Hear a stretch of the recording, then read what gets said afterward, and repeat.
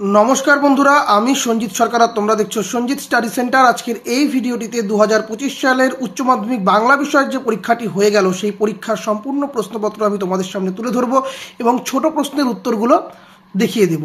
তার আগে বলো তোমরা প্রশ্ন কেমন দিলে। এবারের প্রশ্ন কিন্তু যথেষ্টই টাফ এসেছে, কিছু কিছু জায়গায় প্রশ্নে অসঙ্গতিও দেখা দিয়েছে। তো সব কিছু নিয়ে আলোচনা করব, তো ভিডিওটার সঙ্গে থেকো এবং ভিডিওটি ভালো লেগে থাকলে অবশ্যই লাইক করো, কমেন্ট করে তোমরা তোমাদের মতামত জানিও, বন্ধুদের মধ্যে শেয়ার করো, আর চ্যানেলে প্রথম হয়ে থাকলে অবশ্যই সাবস্ক্রাইব করে পাশে দেওয়া নোটিফিকেশন বেল আইকনটি ক্লিক করে রাখো পরবর্তী আপডেট পাওয়ার জন্য। তো চলো দেখে নেওয়া যাক আজকের প্রশ্নপত্র।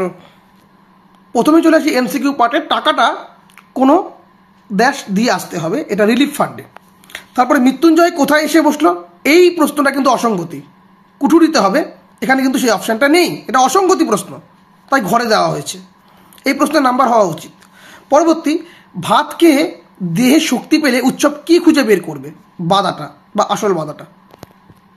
তারপর দেখো বুড়িকে হরিবল বলতে শুনেছিল, এটা হবে নকরি নাপিত।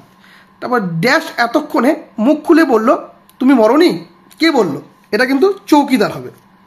তারপরে সত্য কঠিন বলে কবিতাকে ভালোবেসেছিলেন। কিসের মতো লাল আগুন, এটা হচ্ছে মোরগের ফুলের মতো।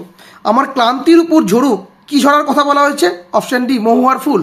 গাছগুলো বসাও, কোথায় বসাতে হবে, বাগানে। নিহত ভাইয়ের শবদেহ কবির মনে জাগিয়েছিল কি, ক্রোধ। সে অভিনয়ও ভঙ্গির বহুল ব্যবহার আছে, কোন অভিনয়ের কথা বলা হয়েছে, অপশন এ কাবুকি থিয়েটার। তারপর রজনীকান্ত চট্টোপাধ্যায় থিয়েটারে আসার আগে চাকরি করতেন পুলিশে। পুত্র রাজনীতি বড় কূট, কার উক্তি, অপশন বি রজনী। ভারত জয় করেছিলেন, অপশন এ তরুণ আলেকজান্ডার। বলিগান্ধারী তিনবার কাকে ফিরিয়ে দিয়েছিলেন, অপশন সি মর্দানাকে। বাংলা গানের সঞ্চারীর প্রবর্তন কার অমর কীর্তি, অপশন ডি রবীন্দ্রনাথ ঠাকুরের। সহজপাঠ গ্রন্থের অলঙ্করণ করেছিলেন, অপশন এ নন্দলাল বসু। তারপরে বাঞ্ছারামের বাগান চলচ্চিত্রটির নির্মাতা, অপশন সি তপন সিংহ। তারপর ইনস্টিটিউট অফ নিউক্লিয়ার ফিজিক্স গড়ে ওঠে যার প্রচেষ্টায়, তিনি হলেন অপশন সি মেঘনাথ সাহা। এরপরে মোহনবাগান ক্লাব গঠিত হয়, অপশন বি 1889 সালে। তুলনামূলক ভাষাবিজ্ঞানের সূত্রপাত করেছিলেন, option C sir William Jones. অন্ন শব্দটির আদি অর্থ ছিল, অপশন বি খাদ্য।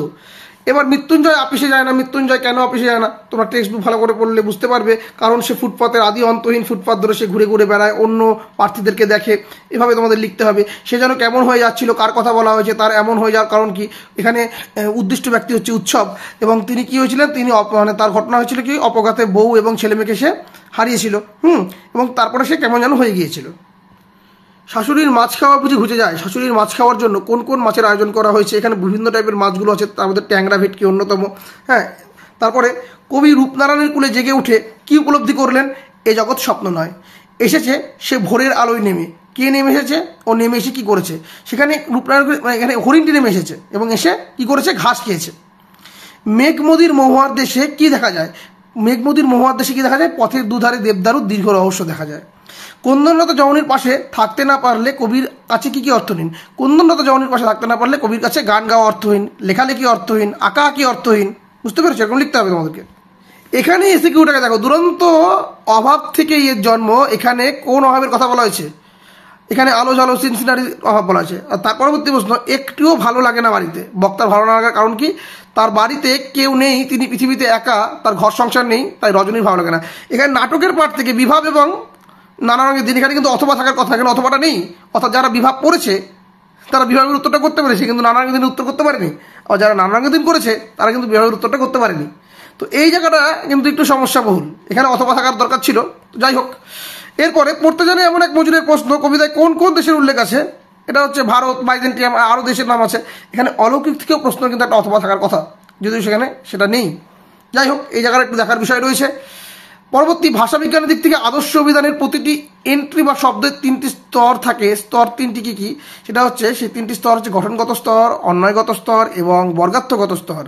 তারপরে প্রত্যয় কাকে বলে ও কয় প্রকার, যেসব ধ্বনি বা ধ্বনি সমষ্টি ধাতু বা পদের সঙ্গে যুক্ত হয়ে নতুন পদ তৈরি করে অথবা কখনো কখনো পদেরও পরিবর্তন ঘটায়, তাকে প্রত্যয় বলা হয়। আচ্ছা, এবার চলে আসো, ন্যূনতম শব্দজোড় বলতে কি বোঝায়, এটা উপরে দিয়ে দিচ্ছি। দুটি শব্দের মধ্যে যদি একটি মাত্র ধ্বনি ন্যূনতম উচ্চারণ পার্থক্য থাকে তবে তাকে ন্যূনতম শব্দজোড় বলে, যেমন তালা থালা।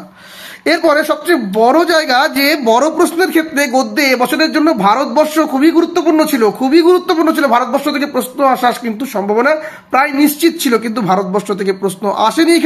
এখানে কিন্তু এসেছে কে বাঁচায় থেকে এই যে প্রশ্নটি, এবং আরেকটি ভাত থেকে এসেছে, অর্থাৎ ভারতবর্ষ থেকে প্রশ্ন আসেনি। তো এই জায়গাটাতে হয়তো যারা শুধু ভারতবর্ষ পড়ে গিয়েছে তাদের হয়তো একটু সমস্যার সম্মুখীন হতে হয়েছে, অর্থাৎ এবং যারা দুটো পড়ে গিয়েছে তারা হয়তো প্রশ্নের উত্তর করে এসেছে।